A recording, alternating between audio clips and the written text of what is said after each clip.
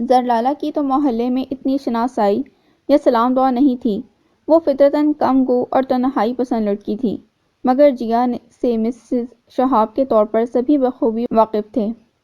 وہ آس پڑوس کے دکھ سکھ میں برابر شریک رہتی تھیں، اس لیے محراب کے کفن دفن اور رسم قل کا اہتمام محلے کے بزرگ مرد و زن نے اپنے طور پر کیا تھا۔ کچھ لوگ خبر گیری کے لیے ہسپتال بھی گئے تھے۔ ڈاکٹرز کے مشورے پر جیا کو پرائیویٹ روم میں منتقل کر دیا گیا تھا، جہاں وہ برف کی سل بنی ہوئی ہوش و حواس سے بیگانہ بستر پر آنکھیں بند کیے پڑی تھی۔ زرلالہ کا زیادہ تر وقت ہسپتال میں ہی گزرتا تھا۔ گھر آتی تو پرسہ دینے اور حادثے کی تفصیلات جاننے کے خواہش مندوں کا تانتا بن جاتا۔ بچوں کو دن میں ہسپتال ساتھ لے جاتی اور شام کو یاسمین بیگم اور بوا کے پاس چھوڑ جاتی۔ ان کی وجہ سے اس کو بچوں کی طرف سے قدرے اطمینان حاصل ہو گیا تھا، مگر ایسا کب تک چل سکتا تھا؟ خیریت معلوم کرنے والوں کا چمگھٹا بھی آہستہ آہستہ چھٹتا جا رہا تھا۔ ظاہر ہے اتنی تیز رفتار دنیا میں، جہاں ہر شخص اپنی جگہ مصروف تھا، اپنے کام کاج کا حرج کر کے کب تک پوچھ تاچھ کو آتا۔ بچوں کی اسکولنگ بری طرح متاثر ہو رہی تھی۔ کتنے دنوں سے اسکول کی شکل نہیں دیکھی تھی۔ روز مرہ کے تمام معاملات الٹ پلٹ ہو کر رہ گئے تھے۔ حکومت کی طرف سے اس حادثے کے متاثرین کو 50-50 ہزار کی امدادی رقم دی گئی تھی، مگر 50 ہزار کی اس رقم کا 2/3 حصہ ہسپتال کے اخراجات کی مد میں خرچ ہو چکا تھا اور ابھی مزید ہزاروں روپے اٹھنے تھے۔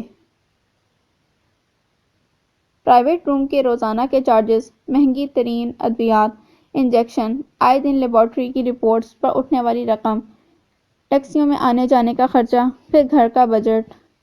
دن بدن زرلالہ مصائب و مشکلات اور مسائل کے بوجھ تلے دبتی چلی جا رہی تھی۔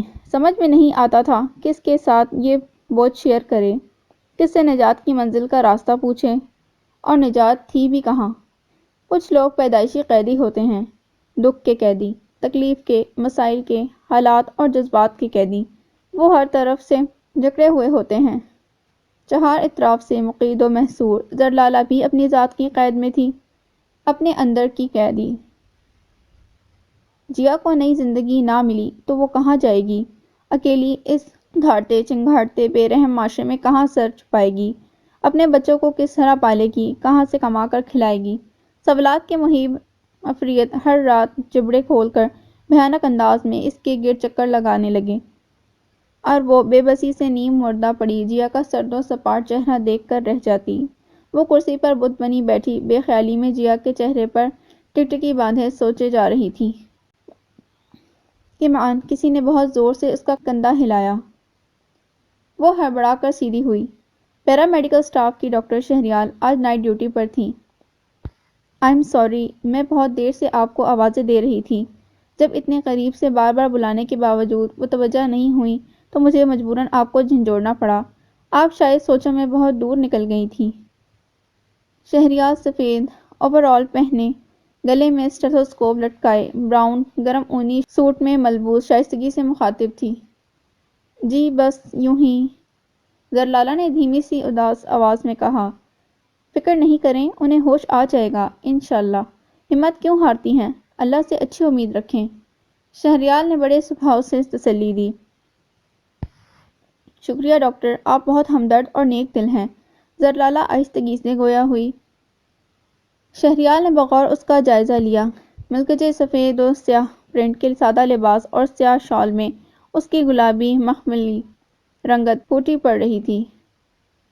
سراپا کیا دہکتا ہوا گلاب تھا گویا۔ وہ زرلالہ سے سکندر کے دوست سے ملی تھی۔ سکندر نے شہریار سے زرلالہ کی مدد کرنے کی درخواست کی تھی۔ اسی نے بتایا تھا کہ یہ لڑکی شادی شدہ ہے، اس کے 3 بچے ہیں، وگرنہ وہ قیامت تک یقین نہ کرتی۔ اتنی انچوئی سی نودمیدہ کلی 3 پھولوں کی تخلیق کار کیسے ہو سکتی ہے؟ ابھی تو وہ خود بھی کھل کر مکمل پھول نہیں بنی تھی۔ کیا آپ کی شادی بہت کم عمری میں ہوئی تھی؟ وہ تجسس دبا نہ سکی۔ جی، آپ کے شوہر کا انتقال کیسے ہوا؟ ٹرین کے حادثے میں انتقال کر گئے تھے، وہ مختصراً بولی۔ تب آپ کی شادی کو کتنے سال ہوئے تھے؟ شہریار کی تسلی نہ ہوئی تو مختلف زاویوں سے سوالات کرنے لگی۔ وہ نوٹ کر رہی تھی، شوہر اور شادی کا موضوع چھڑتے ہی زرلالہ کو چپ لگ جاتی تھی۔ وہ گھبرا کر بوکھلا کر بات کا رخ بدلنے کی کوشش کرتی تھی، جیسے وہ اپنے مرحوم شوہر کے بارے میں کوئی گفتگو کرنا نہ چاہتی ہو۔ یہ امر شہریال کے لیے خاصا حیران کن تھا۔ آپ کے شوہر تو آپ سے بہت پیار کرتے ہوں گے، آپ ہیں ہی اتنے پیار کے لائق، شہریال نے کوریدا۔ جی، آپ کا حسن نظر ہے بس۔ وہ نچلا ہونٹ دانتوں تلے دبا کر بامشکل بولی۔ جیا کا اگلا آپریشن کب تک متوقع ہے؟ زرلالہ نے موضوع بدل دیا۔ 1 ہفتے بعد کا کہہ رہے تھے ڈاکٹر یونس۔ شہریال نے اس کے گریز اور اجتناب کو مد نظر رکھتے ہوئے دوبارہ اصرار نہیں کیا۔ اچھا، میں ایک راؤنڈ لے آؤں؟ شہریال کے جانے کے بعد زرلالہ دونوں ہاتھ اپنے بالوں میں ڈال کر سر پکڑ کر بیٹھ گئی۔ شہریال کے سوالوں نے اس کی ذات کی چولیں ہلا دی تھیں۔ وہ بڑی دیر بعد خود کو نارمل کرنے میں کامیاب ہوئی تھی۔ جانے کتنا وقت گزرا تھا۔ بالآخر سپیدہ سحر نمودار ہونے لگا۔ زرلالہ وضو کرنے کے ارادے سے اٹھی تھی کہ اسی اثنا کوئی صاحب کمرے کا دروازہ کھول کر اندر داخل ہوئے۔ ڈاکٹر شہریال تو ادھر نہیں آئیں؟ نوارد نے پاٹدار گنجیلی آواز میں دریافت کیا۔ وہ گرے راؤسلے کی قمیض اور سفید شلوار میں ملبوس تھا، کندھے پر گرم دوشالہ تھی، اونچا لمبا تندرست و توانا، پنجابیوں کے سے کھڑے کھڑے دبنگ نقوش کا مالک، طاقت کے نشے میں سرشار، جارحانہ کھردرا انداز۔ نہیں، وہ راؤنڈ پر نکلی ہوئی ہیں، زرلالہ نے گھبرا کر جواب دیا۔ وہ محسوس کر رہی تھی مرد کی نظریں اس کے شاخ نازک سے زیادہ لچکیلے ہرے بھرے پربہار سراپے کے آر پار ہوئی جا رہی تھیں۔ وہ بہت غور سے اسے دیکھ رہا تھا۔ آپ کی کیا تعریف ہے بھئی؟ وہ پلی ہوئی مونچھوں کو تاؤ دے کر مسکرایا۔ زرلالہ کا دل زور سے دھڑکنے لگا۔ اسے اس مرد کی نظروں سے ٹپکتی مردانگی سے ہول آ رہا تھا۔ ویسے تو آپ سر سے پیر تک تعریف ہی تعریف ہیں، خیر سے۔ وہ عجیب سے انداز میں ہنسا۔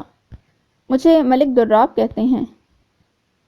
زرلالہ کو ان تفصیلات سے چنداں دلچسپی نہیں تھی۔ وہ تو دعائیں مانگ رہی تھی کب یہ بلا ٹلے، مگر دراب جم کر کھڑا ہو گیا تھا۔ چیز اچھی ہے، حاصل ضرور کرنی چاہیے، چند راتوں کے لیے، وہ دل میں سوچ رہا تھا۔ وہ ان مردوں میں سے تھا جن کے لیے عورت کی حیثیت بھوک کے وقت روٹی سے زیادہ نہیں ہوتی، ضرورت پوری ہو گئی تو پلٹ کر نہیں دیکھتے۔ شہریال وہ واحد عورت تھی جسے وہ سچ مچ جیتنا چاہتا تھا، اسے اس کی رضا سے پانا چاہتا تھا۔ اس کے لیے وہ اپنے دل میں کچھ خاص جذبے رکھتا تھا۔ باقی عورتیں جن سے وہ تعلقات رکھے ہوئے تھا محض اشتہا مٹانے کا ایک ذریعہ تھیں۔ ابھی بھی وہ رات اسلام آباد کی ایک مشہور کالگیٹ کے فلیٹ پر بسر کر کے آیا تھا۔ فتح محمد نے بتا دیا تھا کہ چھوٹی بی بی کی رات کی ڈیوٹی ہے، صبح 6 بجے پک کرنے کو کہا ہے۔ چنانچہ وہ فتح محمد سے چابیاں لے کر خود شہریال کو لینے پہنچ گیا تھا۔ اسی ساعت شہریال دروازہ کھول کر اندر داخل ہوئی۔ آپ یہاں؟ تمہیں ڈھونڈ رہا تھا بھئی، کیا چلنا نہیں ہے؟ وہ شہریال کی طرف مڑتے ہوئے خوش دلی سے بولا۔ میں نے فتح محمد کو کہا تھا پک کرنے کے لیے، شہریال نے بے تاثر انداز میں کہا، پھر اپنا بیگ کندھے پر لٹکا کر زرلالہ کی طرف دیکھا۔ اوکے، میں چلتی ہوں زرلالہ، کل ملاقات ہوگی۔ زرلالہ، دراب نے دل میں دہرایا اور دوبارہ ایک بہکتی ہوئی بھرپور نگاہ زرلالہ پر ڈالی۔ اچھا نام ہے، اب تو لالہ کے اس پھول کا جوبند دیکھنا ہی پڑے گا۔ وہ شہریال کو پیچھے آنے کا اشارہ کرتے ہوئے کمرے سے باہر نکل گیا۔ اس کی بھوکی نگاہوں میں جانے کیا تاثر تھا جس نے زرلالہ پر لرزہ طاری کر دیا تھا۔ وہ بے اختیار جھرجھری لے کر جیا پر جھک گئی۔ خالہ، مجھے 1-2 سوٹ پیس لینے ہیں، میرے ساتھ بازار چلیں گی؟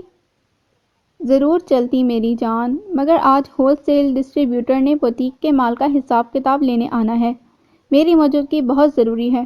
ردا بیگم اکیلی ڈیل نہیں کر سکیں گی، رجسٹر وغیرہ میں نے لاک میں رکھوائے تھے۔ ایسا کیوں نہیں کرتی، میری بوتیک میں چل کر ڈریسز دیکھ لو، شاید کوئی پسند آ جائے۔ شکریہ خالہ، دراصل مجھے ایک خاص پرنٹ اور مٹیریل درکار ہے، کسی کو پہنا ہوا دیکھا تھا، آنکھوں کو بھلا لگا، سوچا کپڑے تو یوں بھی بنوانا ہے، اسی پرنٹ کے صحیح۔ نگین نے سہولت سے جواب دیا۔ بیگم ریاض دوپہر کا کھانا کھا کر دوبارہ بوتیک روانہ ہونے والی تھی۔ نگین کے کالج میں یونین ویک کے اختتام پر کالج میں اعزازی چھٹی کا اعلان کیا گیا تھا، اسی لیے وہ آج گھر پر تھی۔ اچھا ایک کام کرو، ابھی اظہر ہاسپٹل سے آتا ہوگا، لنچ کے بعد اسے واپس نہیں جانا، بتا رہا تھا رات کی ڈیوٹی ہے آج، اسے کہنا کھانا کھا کر اپنی موٹر سائیکل پر تمہیں پنڈی لے جائے۔ بیگم ریاض نے کچھ سوچ بچار کے بعد بالآخر حل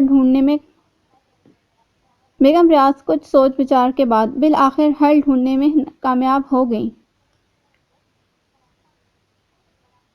اگر وہ راضی ہو گیا تو؟ نگین مسکرائی۔ کل سے سخت ناراضگی کا پیریڈ چل رہا ہے۔ دراصل ہوا یوں کہ کل اظہر ہاتھ میں انک پین پکڑے انک پاٹ کی تلاش میں بیگم ریاض کے کمرے میں آیا تھا۔ انہوں نے ایک کلائنٹ کے خصوصی آرڈر پر بلاک پرنٹ کے خوبصورت کام والا ڈریس گھر پر تیار کیا تھا۔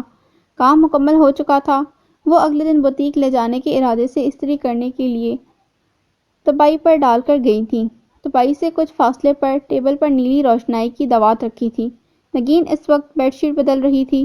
اظہر نے دوات کا ڈھکن کھول کر بے دہانی سے دوات اٹھانی چاہی تو وہ ہاتھ سے چھٹ کر تپائی پر رکھے آف وائٹ کپڑوں پر جا گری۔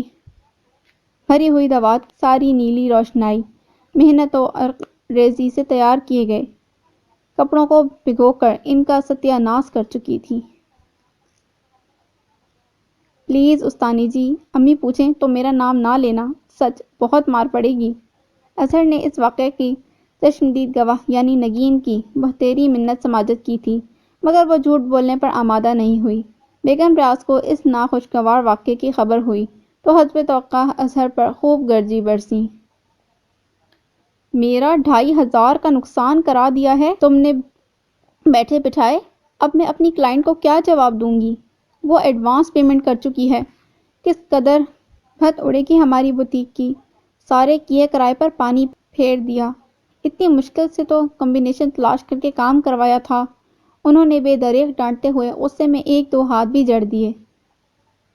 اتنی خاطر تواضع نے اظہر صاحب کا منہ 2 فٹ نیچے لٹکا دیا تھا۔ جوابی کارروائی کے طور پر اب وہ نگین کی چغل خوری پر کل سے ناراض تھا۔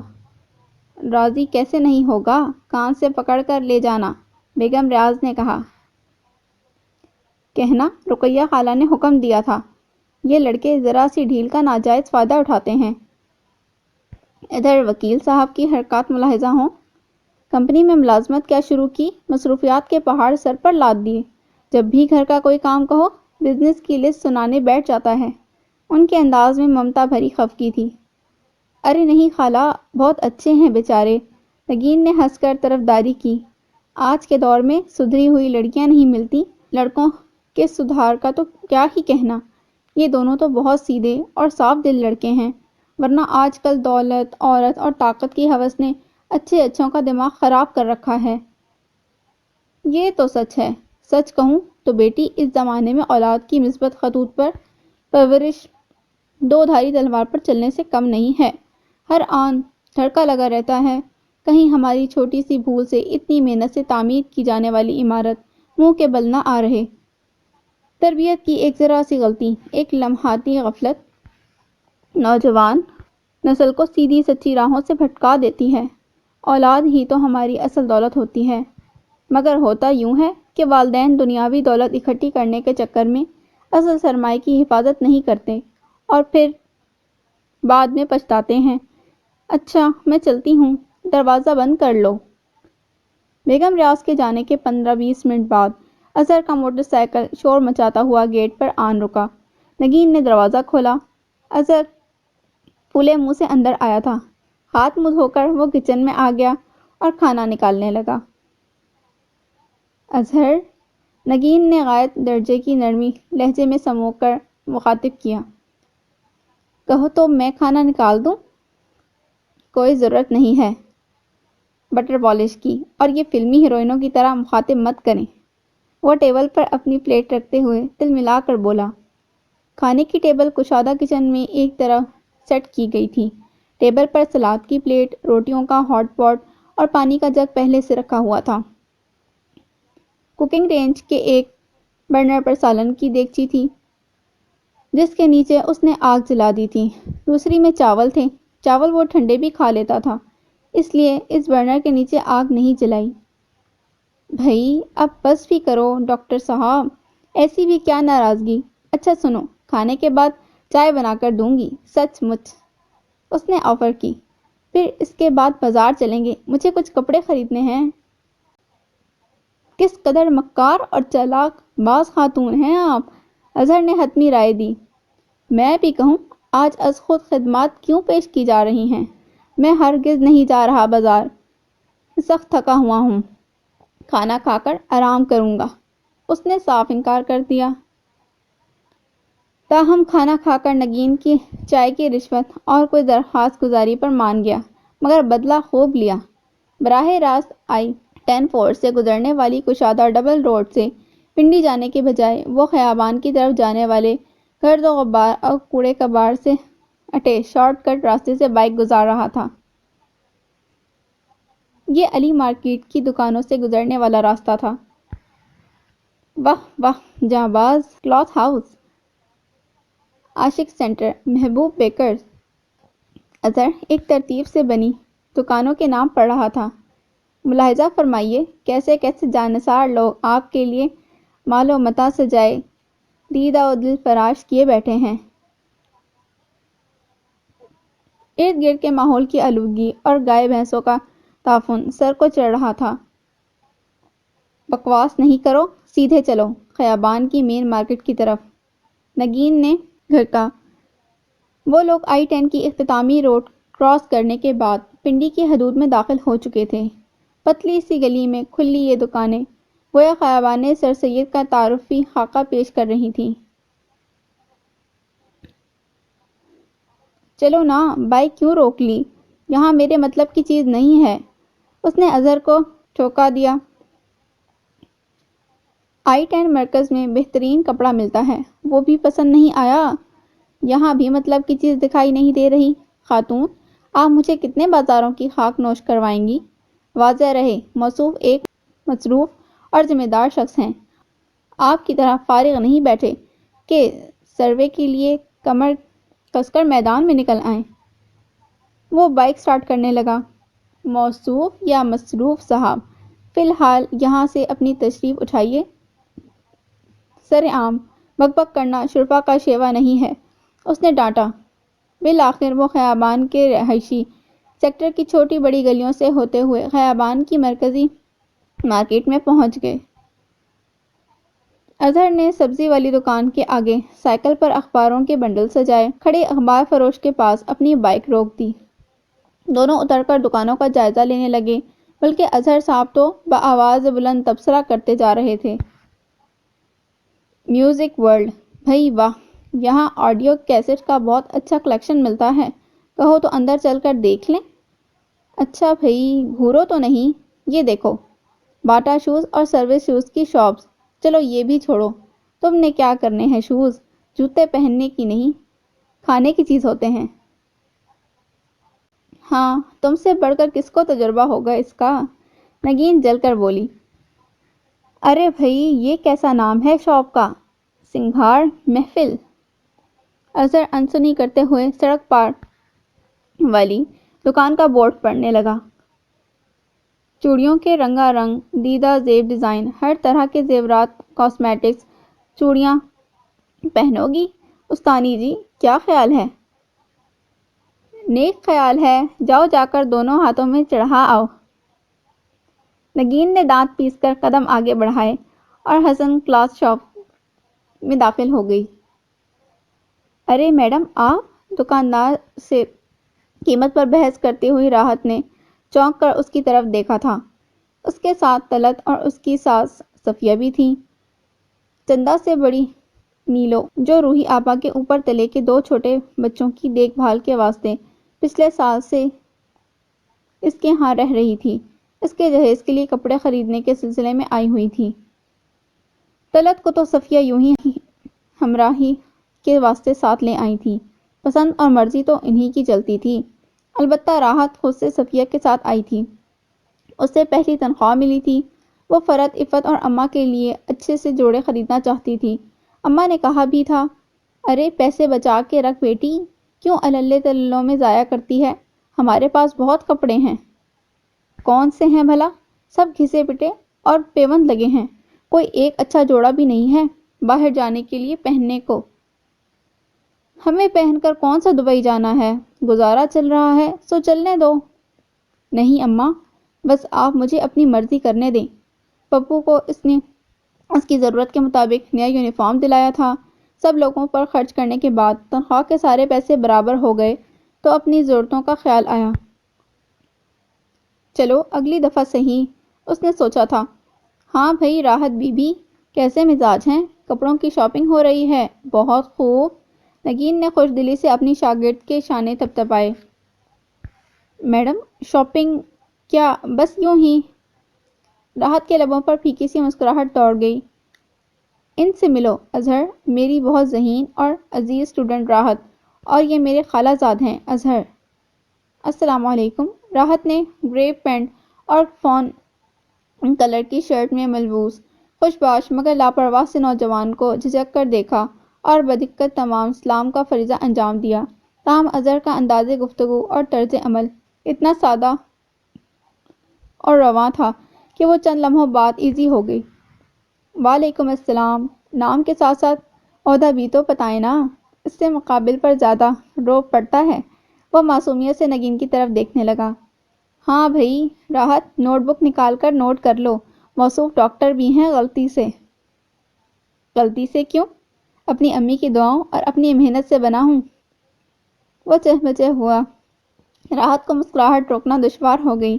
اس نے یوں ہی پلٹ کر بہن اور اس کی ساس کی طرف دیکھا۔ طلعت کونے میں کھڑی کپڑے کا بھاؤ تاؤ کر رہی تھی، البتہ صفیہ کی نظریں راحت کے ساتھ کھڑی پیاری سی لڑکی اور نوجوان لڑکے کا جائزہ لے رہی تھیں۔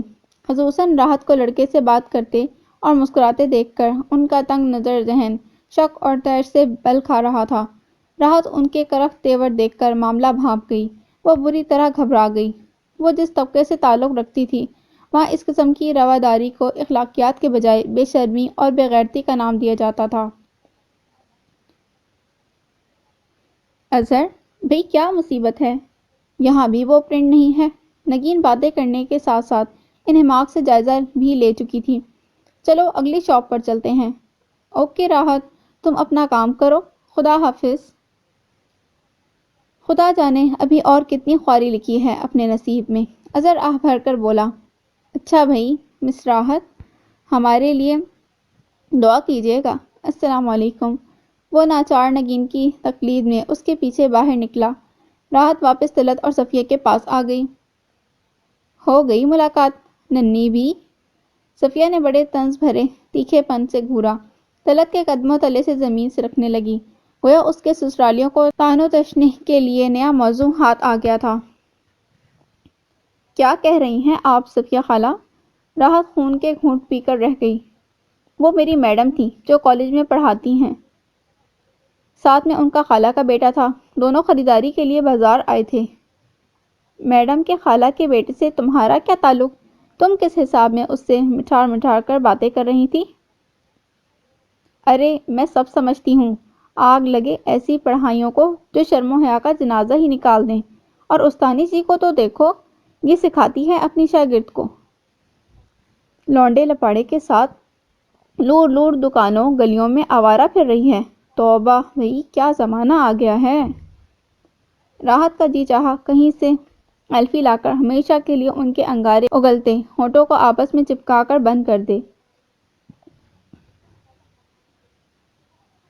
ان کے انکار اور اقرار سے فرق نہیں پڑتا، ساری اہمیت بات کی ہے۔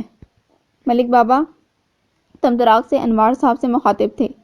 ہم نے اس گھر کی لڑکی بہو بنانے کے لیے منتخب کر لی ہے، اب وہ ہماری ہے۔ اس کی ڈولی صرف ملک ہاؤس میں اترے گی۔ ہم جس چیز پر ایک دفعہ ہاتھ رکھ دیں وہ ہمیشہ کے لیے ہماری ہو جاتی ہے۔ مگر بابا جان، ہم لڑکی کی ماں کو زبردستی راضی نہیں کر سکتے۔ روشن اور مہذب خاندان کی پروردہ عذرا نے ڈرتے ڈرتے اپنے سسر کے روبرو مخاطب ہونے کی جرات کی تھی۔ جواباً انہوں نے اپنی بڑی بڑی سرخی مائل سرد آنکھوں سے اس کی طرف دیکھا۔ عذرا کی روح فنا ہونے لگی۔ ہم ایسی باریکیوں میں نہیں پڑتے بہو، وہ ناگواری سے گویا ہوئے۔ ہم دو ٹوک اور بروقت فیصلہ کرنے کے عادی ہیں۔ تخت یا تختہ، بس بات ختم۔ زیادہ سوچ بچار اور حساب کتاب آدمی کی شخصیت کمزور کر دیتا ہے۔ پھر وہ اٹھ کھڑے ہوئے۔ تم لوگ کل آخری دفعہ ان کے ہاں جاؤ، کپڑا لتا اور زیور مٹھائی وغیرہ بھی ساتھ لے جانا۔ انہیں کہو ہمیں صرف اتنا بتائیں کہ ہم کس تاریخ کو بارات لائیں اور بس۔ اگر وہ عورت اپنی بات پر اڑی رہی تو اپنی طرف سے 1 ماہ بعد کی کوئی بھی تاریخ دے دینا اور پتہ آنا کہ ہم اس دن آ کر اپنی امانت لے جائیں گے۔ بس اب نپٹاؤ۔ وہ حتمی حکم صادر کرنے کے بعد سٹنگ روم کے ہال سے باہر نکل گئے۔ جملہ حاضرین ایک دوسرے کا منہ دیکھنے لگے۔ آپا جان طبیعت کی خرابی کے باعث اپنے کمرے میں آرام کر رہی تھیں۔ ٹھیک ہے ہم چلے جاتے ہیں کل۔ توقیر بھائی آپ بھی ساتھ چلیے گا؟ شبیر بھائی اور آپا جان تو خیر ہمارے ہمراہ ہی ہوں گے۔ انوار صاحب نے کندھے اچکا کر سب پر باری باری نظر ڈالی۔ میں کوشش پوری کروں گا، وعدہ نہیں کر سکتا۔ کل ملک وال سے گنے اور مالٹوں کے 3 ٹرک آ رہے ہیں۔ تیار شدہ مال کراچی بھجوانے کے لیے ٹرین پر بکنگ بھی کروانا ہے۔ پھر ساحر نے بھی کل اپنی کنسٹرکشن کمپنی میں بلوایا ہے۔ اس نے ملک آباد میں سڑک کی تعمیر کے لیے مختلف فرموں سے ٹینڈر طلب کیے ہیں۔ اس ضمن میں مجھ سے مشورہ لینا چاہتا ہے۔ توقیر صاحب نے جواب دیا۔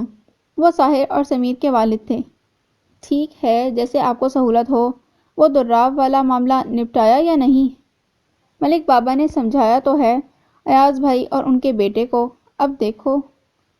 توقیر صاحب کے چہرے پر کشیدگی کے آثار نمایاں ہو گئے۔ میں تو براہ راست خود نپٹانا چاہتا تھا ان سے، مگر ملک بابا نے روک دیا۔ وہ لوگ ہماری شرافت کا ناجائز فائدہ اٹھا رہے ہیں۔ زمین میرے سگے باپ کی ہے، میرا اور میرے بیٹے کا اس پر پورا حق بنتا ہے۔ ایاز بھائی یا ان کا بیٹا کس حساب میں اس پر قبضہ جمانے کا سوچ رہے ہیں؟ میرے بیٹے پر پستول چلانے والے کے لیے میرے دل میں کوئی جگہ نہیں بن سکتی۔ چلیں اس بحث کو یہیں ختم کر دیں بھائی صاحب۔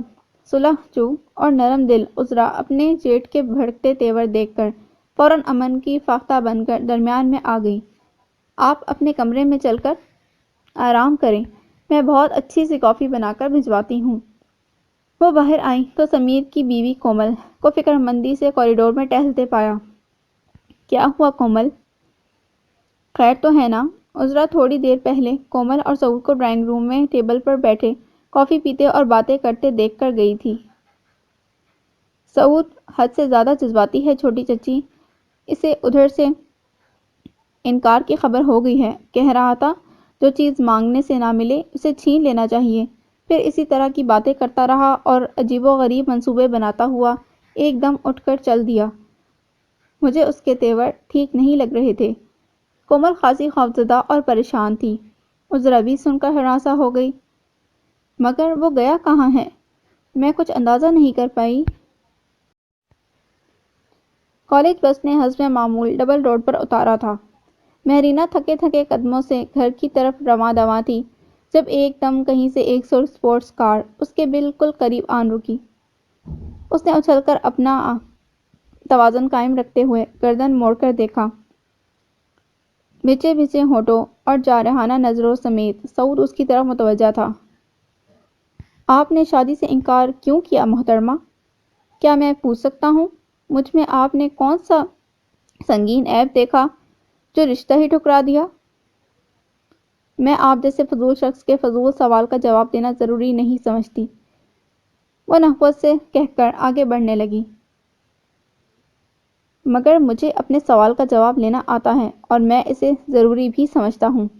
پلک جھپکنے کی مہلت میں سعود نے فرنٹ سیٹ کا دروازہ کھولا اور اسے کلائی سے کھینچ کر اندر بٹھانے کے بعد گاڑی آگے بڑھا دی۔ اس سے پہلے کہ وہ چیختی چلاتی، کلوروفارم سے بھیگے رومال نے بے ہوشی طاری کر کے اس کی ساری مزاحمت ختم کر دی۔ گاڑی فل سپیڈ میں خدا جانے کہاں جا رہی تھی۔ ہوش آیا تو مہرینہ نے خود کو ہوٹل کے ایک کمرے میں بند پایا۔ وہ بیڈ پر دراز تھی اور سعود کچھ فاصلے پر رکھی کرسی پر بیٹھا سگریٹ پی رہا تھا۔ اسے ہوش میں آتا دیکھ کر سگریٹ بجھائی اور اپنی جگہ سے اٹھ کر بیڈ کے قریب آ گیا۔ اس پر جھک کر اس کے دونوں شانوں پر ہاتھ رکھا اور اپنی ضدی آنکھیں اس کی آنکھوں میں بے بس کرتا ہوا گویا ہوا، میں آپ کو یہاں اس لیے لایا ہوں تاکہ یہ واضح کر سکوں، اب میرے نام کے ساتھ بن چکی ہیں، آپ میری ہیں اور ہمیشہ میری رہیں گی۔ آپ کی زندگی میں آنے والا پہلا اور آخری مرد میں ہی ہوں گا۔ آپ چاہیں بھی تو مجھ سے دور نہیں جا سکتی۔ چھوڑو مجھے، خبردار جو ہاتھ لگایا۔ وہ حلق کے بل چیخی تھی۔ وہ معنی خیز انداز میں مسکرایا۔ میرا تعلق جدید پشتی جاگیردار طبقے سے صحیح، مگر میں حلال کھانے کا قائل ہوں، ناجائز راستوں سے خواہشات کی تکمیل نہیں کرتا۔ تمہارے وجود کی ملائمت اور حلاوت سے نکاح کے بعد ہی تعارف حاصل کروں گا۔ بے فکر رہو، بس تم ذہن کی سلیٹ پر لکھ لو کہ تم سرتاپا میری ہو۔ وہ اس سے کچھ فاصلے پر بیڈ کے کنارے پر بیٹھ گیا اور دوسری سگریٹ جلانے لگا۔ وہ پلنگ سے چھلانگ مار کر نیچے اتر آئی۔ تم جیسے عیاش اور رنگین مزاج امیر زادوں کو لڑکیوں کی کمی نہیں ہوتی، کوئی اپنی حیثیت اور طبیعت کی لڑکی ڈھونڈ لینا۔ مجھے جانے دو، دروازے کا لاک کھولو۔ وہ بفرے ہوئے انداز میں بند دروازے مکے برسانے لگی۔ کمرہ ساؤنڈ پروف ہے مادام۔ سعود آرام سے کشت لیتا ہوا اس کا غیظ و غضب ملاحظہ کر رہا تھا۔ دیکھو، آرام سے بیٹھ کر ٹھنڈے دل سے میری بات پر غور کرو۔ میں تمہارے ساتھ زیادتی نہیں کرنا چاہتا۔ تم مجھے پہلی نظر میں اچھی لگی تھی، اتنی اچھی کہ میں نے فوراً ہی تمہیں ہمیشہ کے لیے اپنانے کی ٹھان لی۔ حالانکہ میں جانتا ہوں کھڑے پیر کیے جانے والے عاجلانہ فیصلے اکثر پچھتاوے کا سبب بنا کرتے ہیں، مگر تمہارے معاملے میں نہ جانے کیوں مجھے پچھتانے کا شوق ہو گیا ہے۔ اگر تم سے شادی کرنا تو بھی میں یہ سودا ضرور کروں گا۔ تمہارے لیے میں ہر طرح کا پچھتاوا مول لینے کو تیار ہوں۔ اس کے لہجے میں خمار گھل گیا۔ مجھے اپنے گھر جانا ہے، دروازہ کھولو ورنہ میں تمہاری جان لے لوں گی۔ وہ بھوکی شیرنی کی طرح اس پر ٹوٹ پڑی۔ سعود نے بڑے آرام سے اس کی باہیں تھام کر بے بس کر دیا۔ چھوڑو مجھے، کمینے ذلیل۔ وہ چنگھاڑتی ہوئی دوبارہ حملہ آور ہوئی اور کچھ بس نہ چلا تو اس کی کلائی پر دانت گاڑ دیے۔ غیظ و غضب سے وہ پاگل ہوئی جا رہی تھی۔ ایک عیاش جاگیردار کی یہ جرأت کہ راہ چلتے اس پر ہاتھ ڈالے، اسے اٹھا کر لے آئے۔ کیا ہو گیا ہے تمہیں؟ سعود نے اپنی کلائی جھٹک کر اس کی دست برد سے محفوظ کی، پھر برق رفتاری سے دونوں کلائیاں پیچھے لے جا کر اس کی مزاحمت زیرو بنا دی۔ اس پاگل پن سے کچھ فائدہ حاصل نہیں، بے وقوف لڑکی۔ سعود نے اسی طرح اس کے دونوں ہاتھ پشت پر باندھتے ہوئے دھکا دے کر بیڈ پر گرا دیا۔ اس کے لہجے میں تندی اور سختی تھی۔ مرینا ساکت بیٹھی اس کی صورت دیکھتی رہ گئی۔ یک لخت اسے صورتحال کی سنگینی کا احساس ہوا۔ تیش کی جگہ خوف نے لے لی۔ سعود نے اٹھ کر ٹیبل پر رکھا گلاس اٹھایا اور جگ سے پانی انڈیل کر ایک سانس میں پورا گلاس خالی کر دیا۔ پھر وہ دوبارہ کرسی پر آ بیٹھا۔ دیکھو، میں مانتا ہوں اپنی بات سمجھانے یا منوانے کا یہ طریقہ قطعی نامناسب ہے، مجھے ایسا نہیں کرنا چاہیے تھا، مگر تمہارے ہاں سے دو ٹوک انکار نے میرا دماغ معاف کر دیا۔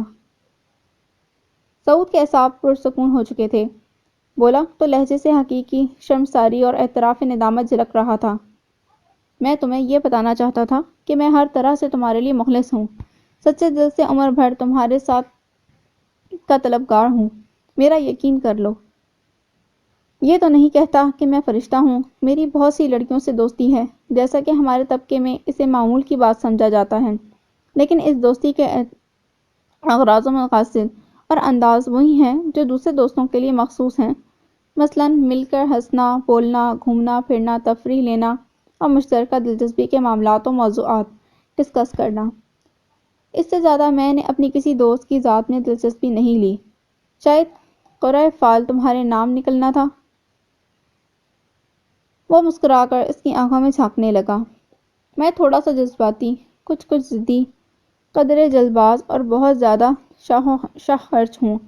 مجھ میں بہت سی ایسی برائیاں ہیں جو فطری اچھائیوں کو پس پش ڈال کر میری شخصیت کا امیج خراب کر دیتی ہیں، مجھے ان کا اعتراف ہے، لیکن میں اس سلسلے میں تم سے فراخ دلی اور تحمل کی درخواست کروں گا۔ تم ساتھ دو گی تو رفتہ رفتہ ہر کمزوری پر قابو پا لوں گا۔ پلیز انکار نہ کرو، پلیز۔ وہ بہت نرمی سے مخاطب تھا۔ مہرینہ کے اندر غیظ کا ایک طوفان کھول رہا تھا۔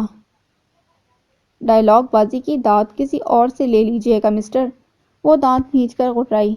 میں مڈل کلاس کی خواب پرست اور ترسی ہوئی ناآسودہ لڑکی نہیں ہوں جو خواہش کے جنگل میں بھٹکتی ہوئی کسی شہزادے المعروف مال زادے کی انٹری کی منتظر رہتی۔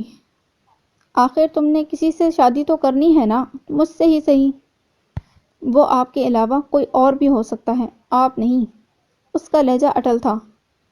تو پھر وہ میں ہی ہوں گا۔ سعود بفر گیا، اور میں یہ ثابت کر کے دکھاؤں گا، آپ کی شادی صرف مجھ سے ہوگی۔ اگر آپ دنیا کے آخری انسان ہوتے تو بھی میں آپ سے شادی نہ کرتی۔ مارے تڑپ کے مہرینہ کا چہرہ سرخ پڑ گیا۔ یا تو تمہاری شادی ہوگی نہیں، ہوئی تو صرف مجھ سے ہوگی، دیکھ لینا۔ سعود نے ہتھیلی پر دوسرے ہاتھ کی مٹھی بنا کر ٹھوکی۔ تم بھی یہیں ہو اور میں بھی یہیں، کیا کر سکتے ہو تم؟ وقت آنے پر بتاؤں گا۔ سعود نے سرسابہ اسے دیکھا۔ یہ تو معمولی جھلک تھی۔ ملک بابا تمہاری والدہ سے جو تاریخ طے کریں گے اس میں کوئی رد و بدل نہیں ہوگا، تم دلہن بننے کی تیاری کرو۔ سعود اپنی نشست سے اٹھ کھڑا ہوا، پھر بیل بجا کر ویٹر کو بلایا۔ اچھی سی کافی اور سینڈوچ لا دو۔ ویٹر مستعدی سے باہر نکل گیا۔ واش روم میں جا کر اپنا حلیہ درست کر لو، کافی پی کر واپس چلتے ہیں۔ سعود نے دوستانہ انداز میں اس کی طرف دیکھا۔ جہنم میں جائے کافی وافی، مجھے گھر چھوڑ کر آئیں، 4 گھنٹے ہو چکے ہیں، امی پریشان ہو رہی ہوں گی۔ مہرینہ گھڑی دیکھتے ہوئے بے قراری سے مچلی۔ کہا نا ابھی چلتے ہیں، وہ ہموار لہجے میں گویا ہوا۔ مہرینہ کا جی چاہا بھیڑوں کا چھتا بن کر اس سے جھپٹ جائے اور اس وقت چھوڑے جب زہر کی ساری سوئیاں اس کے جسم میں اتار چکی ہو۔ مجبوراً واش روم جا کر ہاتھ منہ دھو کر بکھرے بال سلجھا کر درست کیے۔ کبھی تو میری بھی باری آئے گی مسٹر۔ عبرت ناک انتقام نہ لیا تو مہرینہ تنویر نام نہیں۔ اس کے ریشے ریشے میں آتش انتقام بھڑک رہی تھی۔ کافی پی کر سعود نے شرافت سے اسے اس کے گھر کے آگے ڈراپ کر دیا۔ گیٹ پر حواسوں سے بیگانہ یاسمین بیگم جلے پیر کی بلی کی طرح ٹہل رہی تھی۔ دیکھ لیجئے غور سے مسز تلقین۔ سعود نے مہرینہ کی طرف کا دروازہ کھولا۔ بحفاظت واپس دروازے پر چھوڑ کر جا رہا ہوں، لیکن یاد رہے ہر بازی شرافت سے کھیل کر جیتنے والی نہیں ہوتی۔ ہو سکتا ہے اگلی بار نتائج اور حالات مختلف ہوں، سوچئے گا ضرور۔ یاسمین بیگم کو ہکا بکا چھوڑ کر وہ کار اڑا لے گیا۔ بیگم ریاض کی طبیعت کچھ سست سی تھی۔ وہ اپنے کمرے میں آرام کر رہی تھی۔ نگین ناشتہ بنانے کے لیے کچن سنبھال چکی تھی۔ چھٹی کی وجہ سے ناشتہ عموماً تاخیر سے ہی کیا جاتا تھا۔ ہے استانی جی، محسن ٹریک سوٹ میں خالص امریکن سٹائل میں مخاطب ہوا تھا۔ جاگنگ کو چلو گی؟ جاگنگ کو چلو گی؟ مہربانی، میں جاگنگ نہیں کرتی۔ وہ آملیٹ بنانے کے لیے انڈا توڑ رہی تھی۔ بری بات، کیا کرو۔ وہ اپنی دھن میں باہر نکل گیا۔ میاں محسن کہاں کو چل دیے؟ دروازے پر اس کا ٹاکرا اظہر سے ہو گیا۔ جواباً اس نے ٹھنڈی سانس لی۔ برخوردار، ہم کسی کے میاں نہیں ہیں فی الحال، اور چلتے ہو تو باغ کو چلیے، سنتے ہیں کہ بہارا ہے۔ محسن چھپاک سے بیرونی دروازہ پار کر گیا۔ لیجئے۔ بے نہتے بیل کی طرح جانے کدھر کو چل نکلے ہیں؟ اظہر کچن میں آ کر ڈائننگ ٹیبل کی ایک کرسی کھینچ کر ڈھیر ہو گیا۔ میں نے رات خواب میں پورے 30 روزے رکھے ہیں، سخت بھوک لگ رہی ہے، اب توانائی اور کمزوری بھی محسوس ہو رہی ہے، اعضاء پر ناطاقتی غالب ہے، گھی میں تلا خستہ سا پراٹھا مل جائے تو کچھ آرام نصیب ہو۔ وہ کوکنگ رینج کے سامنے مصروف نگین کو دیکھتے ہوئے آنکھیں مسل کر نیند بھگا رہا تھا۔ سیدھا سادہ ناشتہ بنا کر دے سکتی ہوں، پراٹھے کا کوئی سابقہ تجربہ نہیں ہے، ایسا نہ ہو پراٹھے کی جگہ نمونہ تیار ہو جائے۔ اس نے صاف بات کہی۔ بات یہ ہے مس نمونہ، اظہر نے کوہنیاں ٹیبل پر ٹکائی اور جمع ہی لے کر کہا، پراٹھے سے ملتی جلتی کوئی سی چیز بھی ہمیں قبول ہوگی۔ اظہر، باز آ جاؤ۔ سیدھی طرح نام لیا کرو، مجھے نہیں اچھا لگتا تم لوگوں کا یہ نمونہ یا نگینہ کہنا۔ وہ فریج سے آٹا نکال کر پراٹھے کی تیاری کرنے لگی۔ جی تو چاہتا ہے آپ کو سامنے بٹھا کر احمد فراز صاحب کی وہ طویل و عریض مورتکل غزل کہی جائے۔ سنا ہے لوگ اسے آنکھ بھر کر دیکھتے ہیں۔ وہ تو فساد و فشار کے خدشے کے پیش نظر ہم نگینہ یا نمونہ کہہ کر دل کی تسلی کر لیتے ہیں۔ اظہر نے نیم باز نظروں سے اس کی طرف دیکھا۔ اب کی بار وہ نگین کے غضب سے بچ نہ سکا۔ اس کی مشاقی سے پھینکی ہوئی اسٹیل کی پلیٹ سیدھی اس کی کمر پر آ کے لگی تھی۔ ہائے، توڑ ڈالی نازک کمریا! وہ ایکٹنگ کرتے ہوئے کمر پر ہاتھ رکھ کے کراہنے لگا۔ کمر کی بجائے کمرہ بن گئی ہے اب۔ جاؤ خالہ جان سے پوچھ کے ان کے کمرے میں ناشتہ دے آؤ۔ نگین نے اس کے واویلے پر قطعاً توجہ نہ دی۔ جب تک اس نے ٹیبل پر ناشتہ لگایا، محسن بھی شوق پورا کر کے کچن میں تشریف لا چکا تھا۔ دونوں بھائی کرسیاں سنبھالے اس کے منتظر تھے۔ بیگم ریاض نے ناشتہ کمرے میں منگوا لیا تھا۔ چلو نا، شروع کرو اب، کہاں تو منہ اندھیرے نور کے تڑکے بھوک بھوک چلا رہے تھے۔ نگین نے نشست سنبھالتے ہوئے قدرے حیرت سے اظہر کی شکل دیکھی۔ وہ میں پراٹھوں کا انتظار کر رہا ہوں۔ وہ سادگی سے پلکیں چھپکا کر بولا۔ یہ کیا ہے، پلیٹ میں رکھے نظر نہیں آ رہے؟ اس نے ہلکے سے پلیٹ کا کنارہ چھو کر برہمی سے اس کی طرف دیکھا۔ یہ پراٹھے ہیں؟ صدمے سے اظہر کی حالت غیر ہو گئی۔ ہم تو منتظر تھے آپ خود ہی اس عجیب و غریب اد پکی لئی نما ڈش کا تعارف کروائیں گی۔ محسن بھی بھائی کا ہم نوا بن گیا۔ نگین روٹی ٹھیک ٹھاک بنا لیتی تھی، مگر نہ جانے کیا بات تھی، پراٹھا تیار کرتے ہوئے ساری مہارت ملیا میٹ ہو کر رہ جاتی تھی۔ گول بننا تو درکنار، توے تک پہنچنے تک پراٹھے کی جگہ آٹے اور گھی میں لتھڑی سوراخ دار ٹکڑیاں باقی رہ جاتی تھیں۔ خفت تو اسے خاصی اٹھانی پڑتی تھی، تاہم ڈٹائی سے وہی اد جلی ٹکڑیاں پلیٹ میں رکھ کر لے آئی تھی۔ ذائقہ بالکل ٹھیک ہے، کیا ہوا جو شکل میں مار کھا گئے ہیں؟ نگین نے ذرا سا کونا اتر کر تبصرہ کیا۔ ہیں تو پراٹھے ہی نا، صورت ہی نہیں ان کی سیرت بھی مشکوک ہے۔ محسن نے غور سے پراٹھے ملاحظہ کر کے اعلان کیا۔ انہیں کھانے سے فقط ایک ہی شخص کا بھلا ہو سکتا ہے، اور وہ ہے ڈاکٹر، جو معدہ درست کرنے کی قرار واقعی فیس لے گا۔ ویسے ان کے ڈریکولائی حسن کا راز کیا ہے استانی جی؟ اظہر نے استفسار کیا۔ میں کچھ نہیں سن رہی۔ نگین پیالیوں میں چائے انڈیلنے لگی۔ کھانا ہے تو کھاؤ، نہیں تو بھاڑ میں جاؤ میری بلا سے۔ ڈریکولائی حسن و جمال کو بحال رکھنے کے لیے مخصوص قسم کے 16 سنگار ہوا کرتے ہیں۔ محسن بات کو کسی اور ہی سمت ہانک گیا۔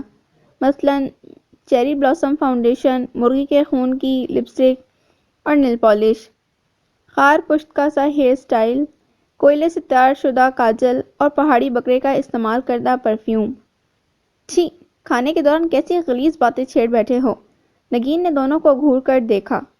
خالہ یہاں ہوتی تو چھاپڑ سے ایسی تواضع کرتی کہ دونوں کا دماغ دست ہو جاتا۔ خالہ کی جگہ یہ خدمت آپ انجام دے لیں۔ محسن جل بھن گیا۔ جی تو یہی چاہ رہا ہوگا۔ بد ذائقہ کھانا پکانے والی خواتین کا نشانہ ستم بننے والے مردوں کے لیے اسمبلی میں ایک بل پاس کیا جانا چاہیے۔ اظہر نے مجبوراً پراٹھے کو ہاتھ میں لے کر چکھنے کا تکلف کیا۔ کس قدر مظلوم طبقہ ہوتا ہے جو پھوڑ عورتوں کے جان لیوا تجربات کا مرکز بنتا ہے۔ آپ لے آئیے گا کسی دختر نیک اختر ماہر امور خانہ داری کو بیاہ کر، فی الحال ماحضر تناول کیجیے۔ نگین نے اطمینان سے کہا۔ اب تو نہ وہ دختران رہی ہیں نہ نیک اختر، ہوا ہی اور ہو گئی ہے۔ اظہر نے ٹھنڈی سانس لی۔ دختران سے یاد آیا، خاتون نام کی ایک عجیب و غریب تیکھی سی چیز ہمارے آفس میں اپوائنٹ ہوئی ہیں، مس انیتا جی۔ خیر سے اپنے سپروائزر صاحب جناب جابر علی پہ بہت مہربان ہیں، وہ زاہد خوش بھی اچھے خاصے ملتفت پائے جاتے ہیں، حالانکہ مصدقہ اطلاع کے مطابق وہ شادی شدہ ہیں اور ایک سچ مچ کی نیک پروین کے شوہر ہیں۔ تو کنسٹرکشن کمپنی میں سارا دن یہی جاسوسیاں کرتا ہے؟ اظہر نے گھور کر دیکھا۔ تیری حرکتیں قابل دست اندازی پلیز ہیں نکے پانڈے۔ کمپنی کا سرٹیفائیڈ قانونی مشیر ہوں، احترام ملحوظ خاطر رکھا جائے۔ وہ تو یوں ہی آج کل فراغت کے دن کاٹ رہے ہیں، اس لیے مشغلے کے طور پر معلومات میں اضافہ کر رہے ہیں۔ میں تمہارے باس سے مل چکی ہوں، نگین نے مطلع کیا۔ سنجیدہ اور رعبدار شخصیت کے مالک ہیں، ان سے تو امید نہیں کی جا سکتی ایسی ویسی اپوائنٹمنٹ کی۔ نچلی سطح کا عملہ بذات خود سپروائزر جابر علی، باس کے دوست اور کمپنی کے حصے دار ایمان صاحب کے مشورے سے اپوائنٹ کرتے ہیں۔ مس انیتا بھی انہی کی دریافت ہیں۔ ہے تو کسی مڈل کلاس گھرانے کی لڑکی، مگر ادا اور ناز بڑی بڑی ایکٹریس کو مات کرتے ہیں۔ محسن نے خاصے دل جلے انداز میں تبصرہ کیا۔ وہ اپنی پلیٹ اور کپ بیسن میں رکھ رہا تھا۔ ہم اس وقت جابر علی کے موضوع پر بحث نہیں کر رہے، ختم کرو یہ بوریت، اظہر نے اکتا کر کہا۔ چلو پکنک کا پروگرام بناتے ہیں، خالہ جان کی طبیعت ٹھیک نہیں ہے، ان کے بغیر خاک مزہ آئے گا۔ نگین نے سہولت سے انکار کر دیا۔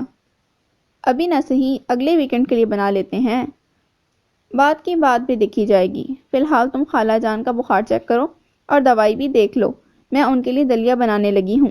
نگین نے برتن سمیٹے۔ بڑی خدمتیں ہو رہی ہیں ہماری امی کی، کیا بات ہے، کہیں ان کے مایہ ناز ثبوتوں پر تو نظر نہیں ہے تمہاری؟ محسن باقاعدہ فکرمند ہو گیا۔ نہیں، ابھی مجھے اپنے عالی شان بنگلے کے لیے ملازمین کی ضرورت نہیں ہے۔ وہ برتن دھونے لگی۔ اظہر کپڑا لے کر ٹیبل کلاتھ پر پھیرنے لگا۔ محسن تھرموس میں بچی ہوئی چائے ٹھکانے لگانے کے لیے دوسرا کپ تیار کر رہا تھا، ساتھ ساتھ اخبار کا ازسرنو جائزہ لے رہا تھا۔ کیوں نہ امی سے اجازت لے کر فلم دیکھنے چلیں؟ نیفٹک نمبر 2 پہ چوڑیاں لگی ہوئی ہے، 3 سے 6 بجے والا شو دیکھ لیں گے، ویسے آج چھٹی ہے، 12 سے 3 بجے والا بھی لگے گا۔ محسن نے اچانک جوش و خروش کے عالم میں سر اٹھایا۔ یہ ٹھیک رہے گا، اظہر نے فوراً تائیدی خوشی کا اظہار کیا۔ زیادہ دیر بھی نہیں لگے گی اور تفریح بھی ہو جائے گی۔ تو پھر ڈن ہے؟ محسن نے منتظر نظروں سے نگین کے تاثرات جانچنے کی کوشش کی۔ اوفو، آج کے دن تفریح نہ کرنے سے کوئی قیامت نہیں آئے گی، خالہ کیا کہیں گی، میں بیمار پڑی ہوں اور انہیں سیریں سوج رہی ہیں۔ وہ اپنی محتاط، معاملہ فہم اور دور اندیش طبیعت کے ہاتھوں مجبور تھی۔ انہیں معمولی ٹیمپریچر ہے، آرام کرنے سے شام تک ٹھیک ہو جائیں گی۔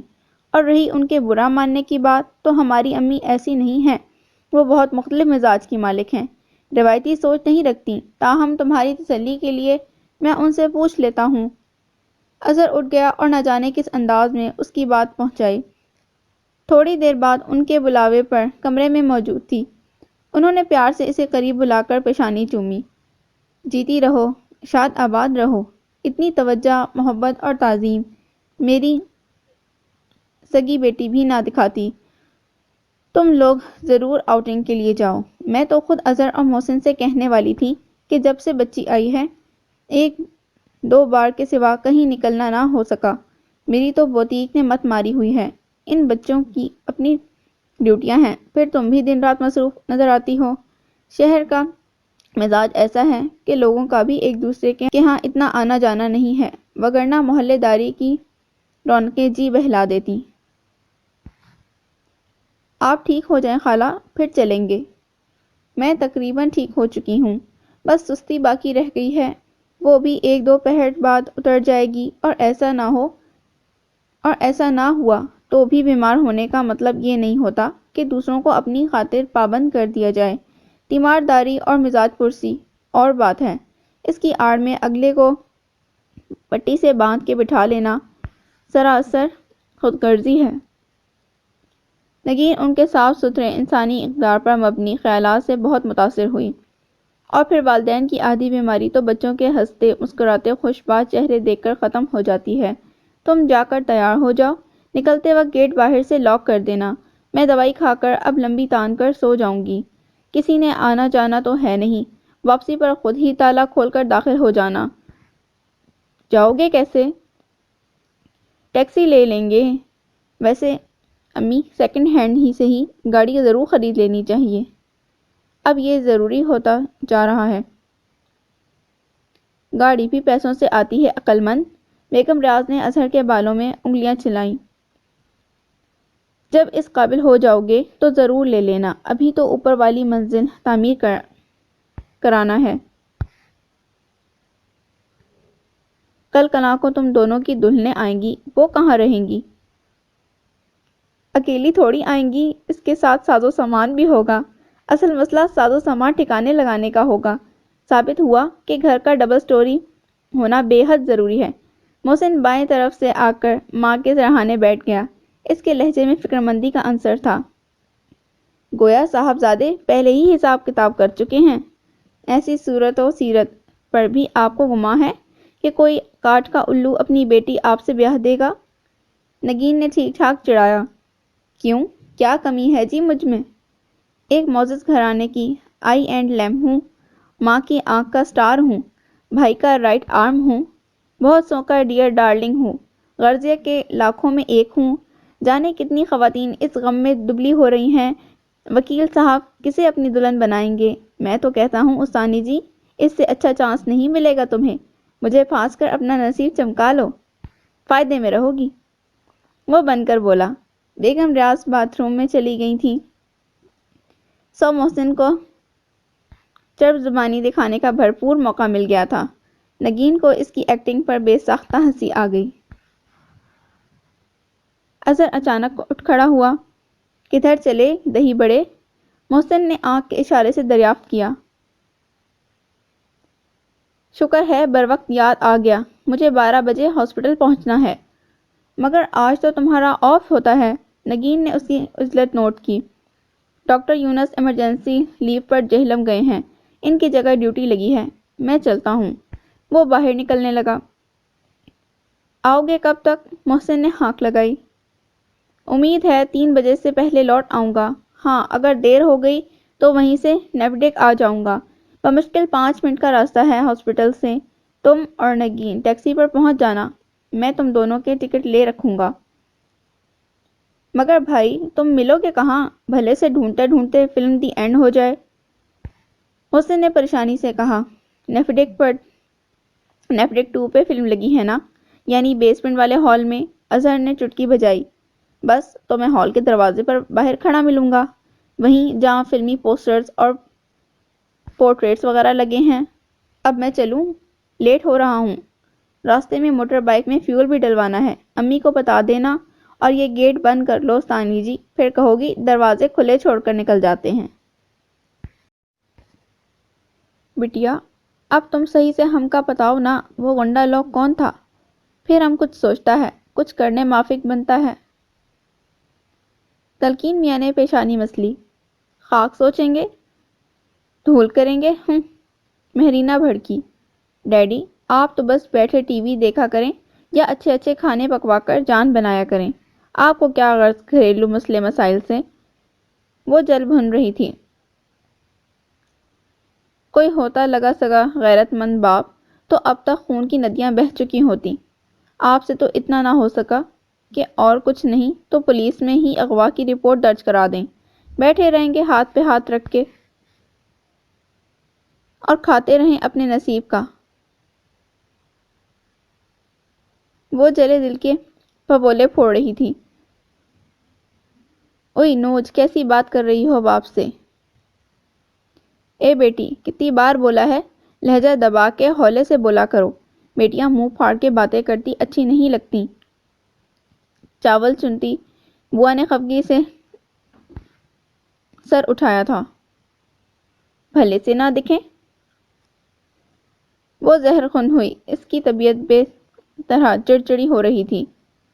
مجھے کسی کے دیکھنے دکھانے سے کوئی غرض نہیں، جہنم میں جائے ساری دنیا۔ وہ لاؤنج کے صوفے کے بازو پر سر پٹکتے ہوئے بڑبڑائی۔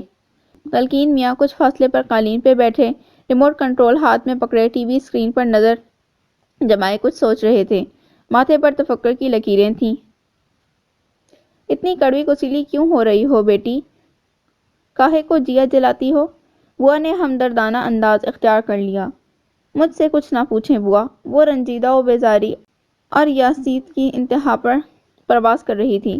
میرا کسی سے بات کرنے کو دل نہیں چاہ رہا، جی چاہتا ہے ہر رشتے کو توڑ پھوڑ دوں، زمین کے اس گولے کاغذ کی گیند کی طرح مٹھی میں لے کر مسل ڈالوں، یا کم از کم شہر کی بڑی بڑی عمارتوں کو تو آگ ہی لگا دوں۔ وہ سپاٹ انداز میں اظہار خیال کر رہی تھی۔ اوئی میری میاں، سیدھی سادی روایت پر ست بوا نے تھر تھرا کے کلیجہ تھام لیا اور مہرینہ کی طرف یوں دیکھا جیسے دماغ چل گیا ہو۔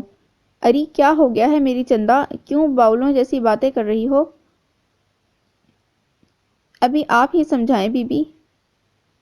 بوا نے اندر آتی یاسمین بیگم کو گھبرا کر مخاطب کیا تھا۔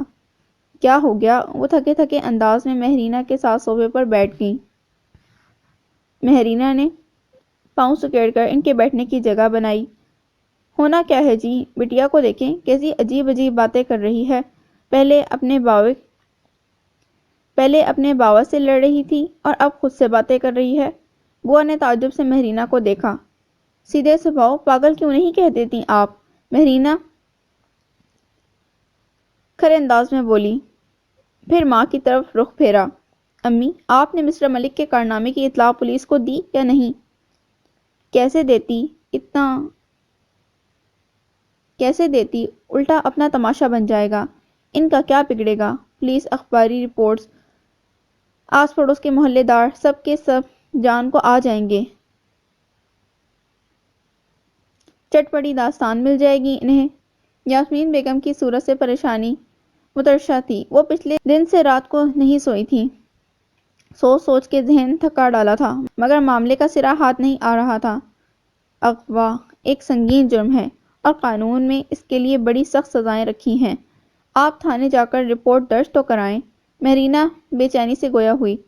قاعدے قانون کی بات نہ کرو۔ یاسمین بیگم پھیکے سے انداز میں ہنس پڑی۔ یہاں صرف ایک ہی قانون چلتا ہے، وہی صدیوں پرانا جنگل کا قانون، طاقت، جبر اور ناموری کا قانون۔ دنیا کے ساتھ چلنا ہے تو پھر مفاہمت کرتے ہی بن پڑے گی۔ مصلحت کے سبق یاد کیے بغیر زمانے کی درسگاہ میں داخلہ نہیں مل سکتا۔ روب اور دھونس پنے کی کوئی حد نہیں ہوتی۔ یہاں وہ بھی نہیں ہے۔ بوا جل کر بولی، پرسوں لونڈا لڑکی اٹھا کر لے گیا اور کل اماں باوا شادی کی تاریخ لینے چلے آئے۔ شرافت کا کوئی زمانہ ہی نہیں رہا۔ امی، آپ کیوں ان کی دھونس پر خاموش رہیں؟ تڑاک سے جواب دینا تھا کہ ہم نے یہ رشتہ نہیں کرنا۔ مہرینہ ناگواری سے بولی۔ میں نے کہا نا، مصلحت پسندی اور سمجھوتے کے بغیر زندگی کی گاڑی نہیں چلا کرتی، انہوں نے سمجھایا۔ تو کیا ہم ان کے اثر و رسوخ اور طاقت سے ہار مان کر ان کے آگے گھٹنے ٹیک دیں؟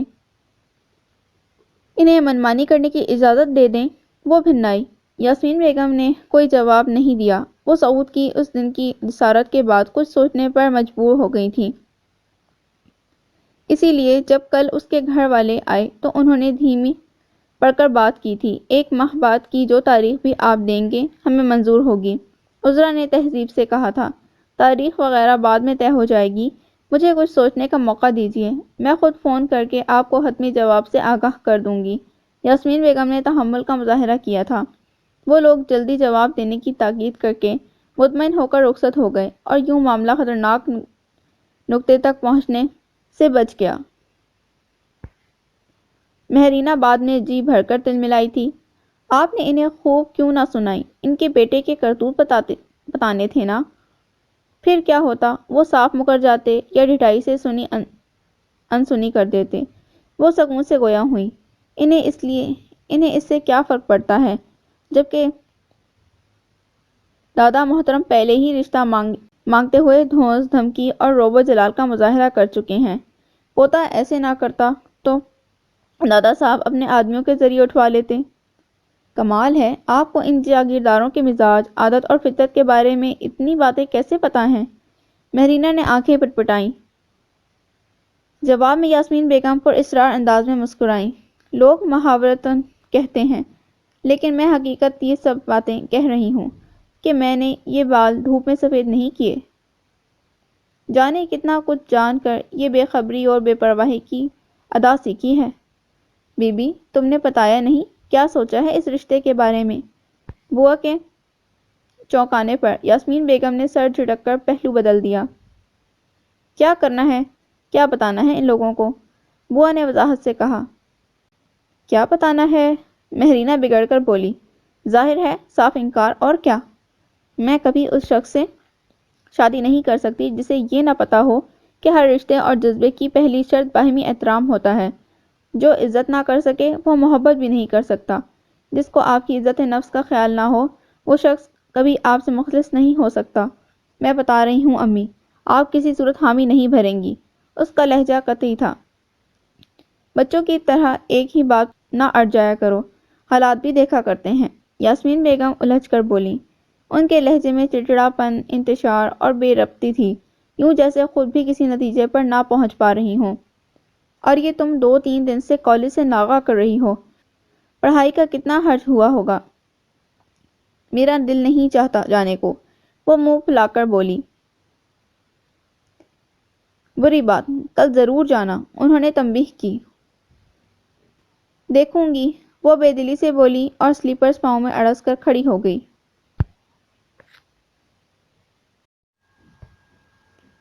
راحت، تمہیں اماں بلا رہی ہیں، فرت نے کمرے میں جھانکتے ہوئے اطلاع دی۔ راحت قلم کاغذ چھوڑ کر کھڑی ہو گئی۔ کتنی بار کہا ہے باجی کہا کرو، تم سے بڑی ہوں میں۔ صرف 10 مہینے کا بڑا پن ہم سے ہضم نہیں ہوتا، فرت نے ہنس کر چڑھایا۔ طلعت آپا اور ان کی ڈیئر ساس چلی گئیں یا ابھی تک اماں کے ساتھ تخت پر جلوہ افروز ہیں؟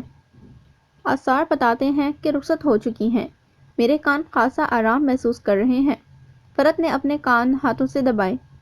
توبہ، اس قدر بولتی ہیں صفیہ خالہ کہ کبھی کبھی ان کی زبان کا مٹیریل چیک کرنے کو جی چاہتا ہے، خصوصاً چغل خوری کرنے میں ان کا جواب نہیں۔ اس فراٹے سے جھوٹ بولتی ہیں کہ لپیٹنا مشکل ہو جاتا ہے۔ فرت کے تبصرے نے راحت کو بے طرح گدگدایا۔